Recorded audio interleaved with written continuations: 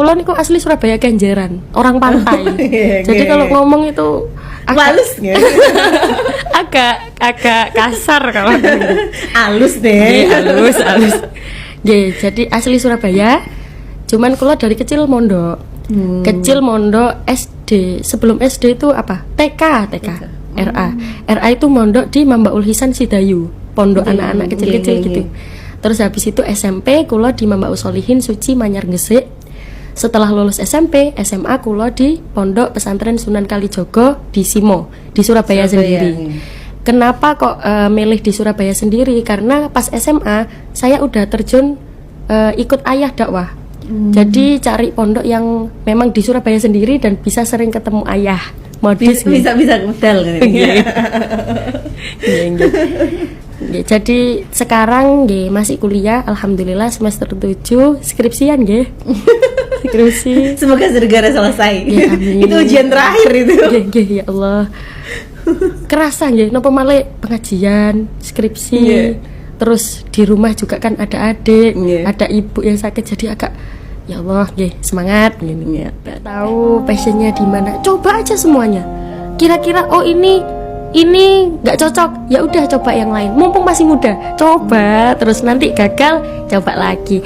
Jadi kalau kita mau mencoba itu kan ada dua kemungkinan, ada gagal sama berhasil. Kalau gagal, kita bisa berusaha lagi biar berhasil. Gitu. Kalau kita nggak mencoba, ya kemungkinannya cuma satu, ya gagal. Gitu. Jadi kita kalau nggak tahu passionnya di mana, coba aja semua. Begitu sudah menemukan, explore, push diri kita sekuat mungkin. Oh, ini passionnya di sini. Mumpung aku dikasih Allah passion di sini, sempurnakan ikhtiar gimana caranya biar kita bisa semakin explore diri kita, value-nya naik. Nanti daripada kalau kita nggak explore kemampuan kita, kesempatan buat explore itu akan diambil oleh orang lain. Tapi kita harus menyadari bahwa passion orang itu beda-beda. Saya kalau bilang itu, kalau pengen berdakwah di jalan Allah itu nggak harus jadi mubaligh. Jadi kameramen pun itu juga kalau diniati berdakwah, pahalanya sama kayak berdakwah. Aku niat ini kameramen nyuting pengajian. Kalau diniati berdakwah, oh passionnya di sini, ya udah kembangkan, push, explore kemampuan. Bisanya nyanyi, ya sudah berarti dakwahnya lewat bernyanyi, lewat sholawatan, lewat syiiran-syiiran, kan bisa gitu. Terus oh saya passionnya di memainkan alat musik, monggo nanti alat musiknya dibuat. Kalau alat musik modern kita bisa sholawatan sambil gambusan, bisa. Jadi nggak harus jadi mubaligho. Apapun passionnya, kalau diniatkan untuk berdakwah, pahalanya sama dengan berdakwah. Malah ibu yang mubaligho pertama kali. Yang pertama kali mubaligho itu ibu, yang mendorong dari belakang itu ayah. Terus akhirnya ada suatu acara yang pengennya itu berdua, ayah saya sama ibu. Nah, ayah akhirnya terjadilah duet tausiah waktu itu. Duet tausiah ayah dan ibu.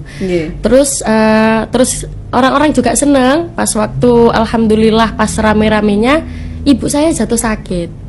Jatuh sakit waktu itu, sakit stroke saya pas masih kelas 2 SMP.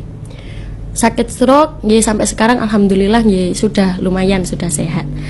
Ibu sakit, akhirnya ayah sendirian. Nah, akhirnya ayah sendirian, disitulah orang-orang jamaah itu kapan anaknya gitu. Jadi awalnya itu bisa dibilang terpaksa terpaksa. Bisa dibilang terpaksa. Terus memang dari kecil itu kalau ayah ibunya mubalik itu memang kayak ada beban gini, ya Allah, masa aku ngoten ya Allah, kan gitu. Terus pernah bilang ke ayah, ya aku nggak harus jadi mubalik kan, ngoten. Oh enggak, wis terserah sampean. Iya, tuntutan dari orang sekitar gitu. Terus habis itu akhirnya diajaklah sama ayah, sering pengajian, sering ikut. Akhirnya pada suatu ketika ayah itu juga sakit. Mbak, pun sampean berangkat toh Mbak? Saya yang disuruh berangkat, ya Allah ya, aku lo ngomong nopo ya. Kelas berapa nih? Kelas 3 SMA kalau nggak salah. Kelas 3 SMA. Ya Allah ya, aku lo ngomong nopo. Sedangkan target jamaah waktu itu kan ibu-ibu nggih. Sedangkan saya masih kecil, masih sekolah. Ya Allah, ya napa niki, akhirnya wis bismillah lah. Kula niate mau ngeten. Wis sami nawa atona kali ayah dikangen bidal wis pokoke bidal. Akhirnya berangkatlah di sana. Pas waktu di acara ternyata pas kula ngomong jamaah itu seneng. Jamaah itu seneng, akhirnya diajak akhirnya jadilah duet tausiah ayah dan anak waktu itu. Awalnya suami istri tapi akhirnya jadi ayah dan anak. Kan berbeda dari yang lain. Terus akhirnya jadi duet tausiah, orang-orang senang. Di situ saya masih ada titik kayak malu, ya Allah, kok aku gini, kok passionku di sini, aku malu kalau harus nopo ngandani tiang ngoten lho. Sedangkan kula sendiri juga merasa belum mumpuni, ilmu agamanya masih kurang ngoten. Akhirnya niku duet tausiah kali ayah, awalnya terpaksa, akhirnya jadi terbiasa. Akhirnya alhamdulillah. Maksudnya sudah enjoy. Enjoy. Malahan dulu itu sampai saya masih kuliah, itu saya masih malu kalau bilang saya itu pendakwah, saya itu mubaligho, itu masih malu. Malah justru saya branding di sosial medianya itu malah munsyidah. Jadi anak-anak muda yang waktu itu kenal saya itu taunya saya seorang munsyidah. Saya salah satu talent di channel akun YouTube Banjari yang digandrungi anak-anak muda waktu itu kan Jadi anak-anak taunya kalau munsyidah. Terus brandingnya itu, soalnya saya malu lah. Ternyata barusan ini katanya banyak beredar video-video kulo ceramah di TikTok. Nah saya tahunya kan dari situ. Ternyata banyak di TikTok. Terus kulo ngeten, oh ternyata anak-anak muda juga seneng ya kayak gini. Tak kira itu nggak suka gitu loh. Oh akhirnya triknya yang dirubah. Setelah ayah kali kulo duet tausiah, terus habis itu ayah meninggal. Di situ ada titik kayak ya Allah, gak bisa ya aku lanjut sendirian gak bisa. Ternyata kok banyak orang wis ayo gak apa-apa bisa. Akhirnya itulah sendirian sampai sekarang. Semoga cepat dapat partner Ini buka lowongan juga apa sudah ada kayaknya sudah ada ini kayaknya. Tapi nih ngomong-ngomong, kan dari seusia itu berarti kan apakah Neng Umi ini sudah dari kecil itu dididik untuk menjadi mubaligho, artinya sudah dilatih? Jujur enggak, malah waktu SMP itu kulo sempat overthinking, ya Allah saya besar jadi apa ya gitu. Saya enggak tahu, nggak ada pandangan ke mubaligho sama sekali. Yaitu saya tanya ke ayah, ya saya nggak harus jadi mubaligho karena memang saya nggak suka awalnya, nggak ada pandangan ke sana gitu loh.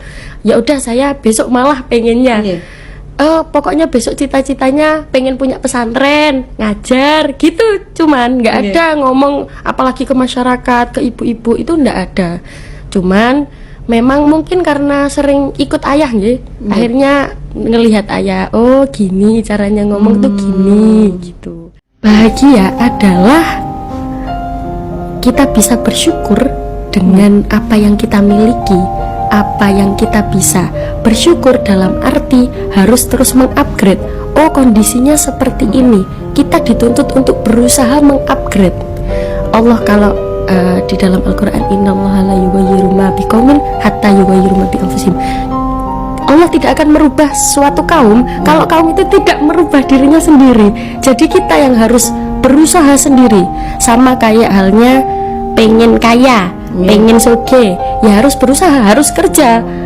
Enggak dungo ya Allah, kan enggak, harus berusaha bekerja. Sama kayak gini, saya biasanya mengilustrasikan seperti ini. Milih pundi, gak ngapa-ngapain terus tiba-tiba punya anak, apa ngapa-ngapain dulu harus punya anak, terus punya anak. Harus ngapa-ngapain dulu terus baru punya anak gitu. Nah, kalau mau pengen berkembang ya harus ngapa-ngapain dulu. Pengen soge ya harus kerja dulu, harus usahanya dulu. Sempurnakan ikhtiar, kuatkan doa. Ini ku namanya bahagia, bersyukur atas keadaan. Bersyukur bukan berarti meneng-meneng tok ngoten. Wis pokoke disyukuri.